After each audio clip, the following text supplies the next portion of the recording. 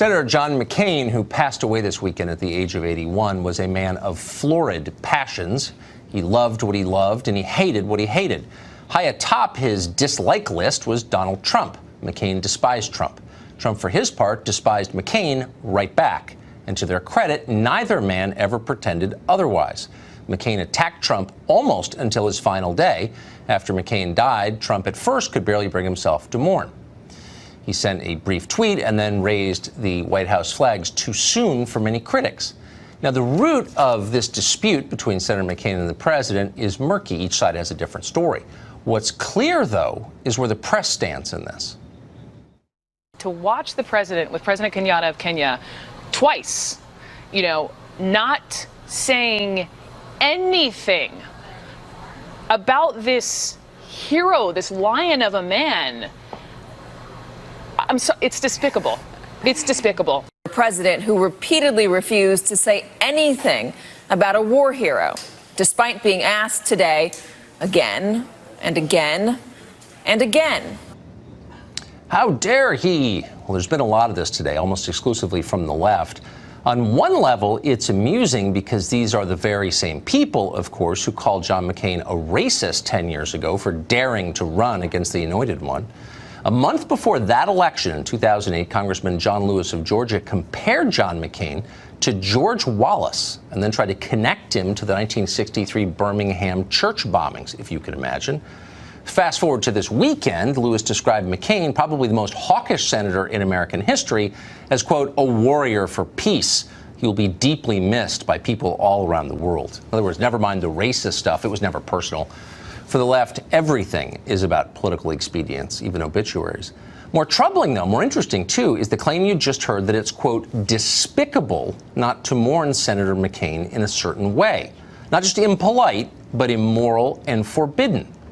When people in authority, people with TV shows, for example, decide that they can dictate what emotions you're allowed to feel, you should worry. McCain knew that well. He spent 5.5 years as a captive in a society just like that, and he spent the rest of his life fighting against it. He hated authoritarians above all. John McCain was a complicated person, but a great man. If you really want to honor his memory, you ought to let people make up their own minds about what they think. People still defend John Brennan, too, even after he revealed on television that there's something seriously wrong with him. Officials who run the CIA ought to be sober and reasonable and even-tempered. It's too powerful a job with too little oversight and too little accountability for a wacko. That would be dangerous for the country. And yet, over the weekend, there was Brennan once again charging a political opponent with a death penalty offense on the basis of zero evidence. Watch. I've been having a hell of a time here on this show trying to get my guests to say the word treason. I think the president is guilty of that, and you used terms like that. You said after Helsinki it was nothing short of treasonous, which sounds to me like treasonous. Treasonous is defined as a betrayal of trust as well as aiding and abetting the enemy. And so that was the word that came to my mind. Things are accelerating fast. Trump as a racist became Trump as a traitor, which has now become Trump as a non-person who must be erased from our collective memory. The left is officially out of epithets. All that's left is physical harm. Who will be the first to call for that? It feels inevitable at this point. Mark Stein is an author and columnist, and he joins us tonight. So what do you make of annulling the Trump presidency, Mark? Well, I think this is rather like the famous episode of Dallas, where after they wrote off an entire season as not having gone anywhere, and Pam Ewing stepped into the shower, and there was Bobby Ewing, who was supposed to be dead, restored to life. And Robert Reich seems to basically be proposing the same solution here, that Robert Reich will step into the shower, and there will be President Hillary Clinton magnificently. I hope that's not a bit too vivid for you. Actually, as I was halfway through that image, it suddenly got a bit too vivid for me. But that does actually reflect the level of denial here. If you recall, going back to November 2016, we heard all this stuff about, America is unique in having the peaceful transfer of power, which I don't quite accept. I mean, generally speaking, when they get a new prime minister in Denmark, they don't throw the old one off the parliament building or anything. There are other countries that have peaceful transfers of power. Yes, what's interesting here is that actually they can't accept that, and the denialism, which back a year and a half ago was just like with fake Newsweek covers showing the rightful president, is now extending to former cabinet secretaries actually arguing for the erasure of the historical record and sort of resetting things to year zero, and actually that is harmful to the so-called peaceful transfer of power, and in that sense, Rice should be ashamed of himself. So, but that's kind of the key. Here you have not just some pundit on MSCNN or whatever, but here you have a former cabinet secretary and a well-regarded one. I mean, I know him, and he is a legitimately smart guy. And then a former CIA director who's not a legitimately smart guy, but still a former CIA director. I mean, these are the pillars of the establishment. What is it, macro question, about Trump that drives the ruling class to say things like this, irrational things, crazy things? Well, I think there is a general presumption that it's not just that he won, but that he shouldn't have won. And therefore, because he shouldn't have won, he cannot really have won. And that's why you have to have this basically this dance of speculation. Now, the treason accusation, I think, is actually, for a start, treason is giving aid and comfort to the enemy, and actually Russia isn't the enemy at the moment. In fact, it was President Obama who mocked the very idea that Russia was even a sort of geopolitical rival of any kind. So we're not at war with Russia. The idea that that is actually possible of rising to the level of treason is faintly absurd. But I think it's the need to delegitimize, and you know, a couple of cycles ago that just meant mocking the other guy as being stupid and being unworthy of it and all the rest of it. But it's actually gone on to something far more dangerous, which is actually delegitimizing the entire system. When you have major political figures saying that, in effect, the peaceful transfer of power is not possible, it can't possibly happen, therefore, if it does happen, it's illegitimate, it's not so much this or that president that they're delegitimizing, but actually the very possibility of civilized self-government by exactly. People. So if the supposed adults on the left, Reich and Brennan and many others, are talking themselves into this frenzy where each round becomes more extreme than the last, how long before someone convinces himself that, you know, we need to storm the White House, we need to take action, like physical action here? That's the terminus of this, right? How could it not be? Well, that's what makes this at a certain level ridiculous. I mean, for Bill Maher, just before that bit with Brennan, said that this was the third biggest crisis in in America's history. The Revolutionary War, and then the Civil War, and now this. Well, what are you doing about it, Bill? You're having another decaf macchiato and finding another Canadian singer-songwriter to date. You're not pledging your life, your fortune, and your sacred honor, are you? And by the way, speaking of treason, if he is dating another Canadian singer-songwriter, that's like George Washington dating a United Empire loyalist at the time of the Revolutionary War. So he's not even serious about what he's saying, and that's what makes it decadent. If either this is, as Bill Maher says, the third great crisis in American history, or it's just something you guys are talking about over your Sauvignon Blanc for a giggle. But exactly. if they're not serious about it, they shouldn't be saying it, because somebody will take it seriously, and that's the real danger. Meanwhile, the middle class dies, and nobody cares. Mark Stein, thank you very much for that. Great to see you. Thanks a lot, Tucker. So is it legal, is it even possible to annul a presidency? Julian Epstein is a Democrat and former counsel to the House Judiciary Committee. He joins us now. So, Julian, I have noticed that the left has become more than anything a religious movement, and the use of the term annulment kind of proves it.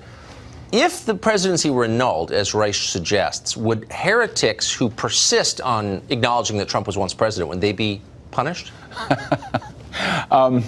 It's a funny way to put the question. I don't think annulment is a serious argument. I don't think we're at the threshold of impeachment yet. I think there is a tendency going on with Democrats right now, as there was during the '98 Clinton impeachment, for people in the opposition party to scream loud and to try to get an attention and to scream kind of louder than the other because it helps with clicks on websites and it helps get them on television. But I don't think it's a serious argument. But it's a different. So you and I had many debates during impeachment. '98. That's how long we've known each other. And there were people who were claiming that Bill Clinton murdered someone at Mena Airport. Precisely. And, there was a lot of that stuff. Precisely. But it wasn't coming. Vince Foster. For sure. But it wasn't coming from former cabinet secretaries. Dan Burton. Okay, you had a Chairman member of Congress who had all kinds of theories, but he was embarrassed of those theories. And when confronted with them, he's like, oh, I didn't really think that. Here you have pillars of the Democratic establishment saying on television things that are so far out and extreme, I'm not even sure how to respond to them. Does that make you uncomfortable? I don't know if he's a pillar of the Democratic establishment. I think he was a labor secretary under Clinton, and I think he's a very good economist. I think he's a sharp thinker as an economist. He is not a lawyer, and I don't think he's a legal scholar, and I think he'd probably do better staying away from that. I think there were plenty of Republican members of Congress that said very extremist things during Clinton impeachment. So I think it happens on both sides. It's a natural thing that occurs. I don't think anybody accused Bill of Clinton of treason. So here you People accuse Bill Clinton of murder. But not in public. I mean, they sort of whispered about it. But you didn't have, for example, a former head of the CIA. Does it bother you, actually, that John Brennan, who was complimented by Republicans, by the way, when he first got in, I'll concede that, but he was the head of the CIA, and now he's accusing a political opponent of a death penalty offense with no evidence. Does it bother you that he ran the most powerful intelligence agency in the world?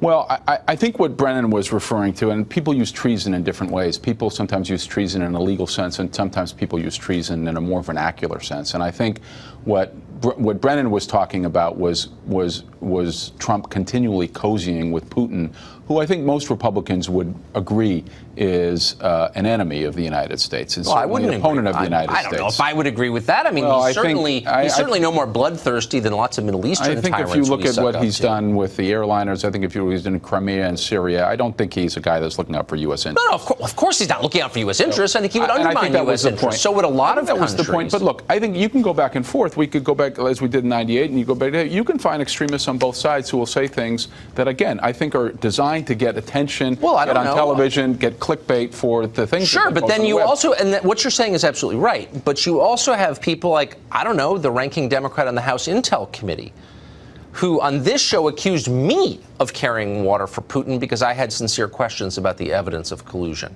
So you do have a kind of different level of extremism, I would argue, but it leads to this question, which is, if Trump is guilty of these crimes that virtually everyone on the left alleges, then why aren't we just saying out loud, there's an impeachment coming? Why are Democrats ashamed of that?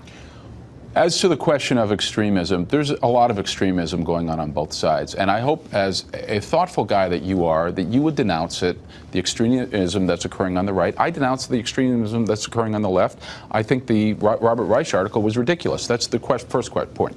The second point is not everybody on the left is saying Trump is guilty of crimes. I don't think there's proof yet that Trump is guilty of crimes. I think the question on campaign finance, as we were discussing before we came on air, I don't think that reaches an impeachable offense, and I think it's questionable as whether it reaches a legal offense because of the ambiguity of campaign finance laws. We can talk about that more. Well, of course, I agree. I think the question on collusion rests entirely on whether Trump had advanced knowledge of any illegal activity that was connected to Russian hacking. That has not been proven yet. So this Democrat is not alleging a crime as it involves Donald Trump. But you know as well as I that the pressure, and the polls bear this out, the pressure from Democratic voters to impeach if Democrats retake the House will be so overwhelming that what speaker could look at the people who just put him or her in that position and say, we're not impeaching? Well, what I was going to say, one of the reasons that I think there's so much pressure around these investigations is how badly the Trump White House has handled the Russian investigation matter. It looks at every turn that they are trying to cover up crimes, whether it is the firing, the threatened firings, the promises of pardons, all of the flipping of the witness. The accountant has flipped on the president. His attorney has flipped on the president. Campaign manager. The poor way, and Giuliani is looking guilty the same as being guilty? No, it's not. Not in a legal. Okay. No, Tucker. Not in a legal world, but in a political way. You know as well as I do that the actions of this White House have looked guilty from the beginning. Have made them look guilty. It doesn't mean that they're guilty in a legal sense, but but it has been handled horribly. Now, Okay. the Democrats, where the Democrats ought to be, and what I would argue, and I've spoken to Democrats on the Hill, is they should not be coming to legal conclusions or conclusions about impeachment at this point. But can they resist what impeachment? They should be, can they, their voters if they're want it? smart. Well, this is the problem with the polarized politics as we play to the extreme bases. And Republicans do this, I think, I would argue, more so than Democrats do. But we can disagree about that. I don't see that at all. We can disagree about that. But if Democrats were smart, they would tell the base that we're not going to kind of kowtow to the impulses that may make you feel better emotionally.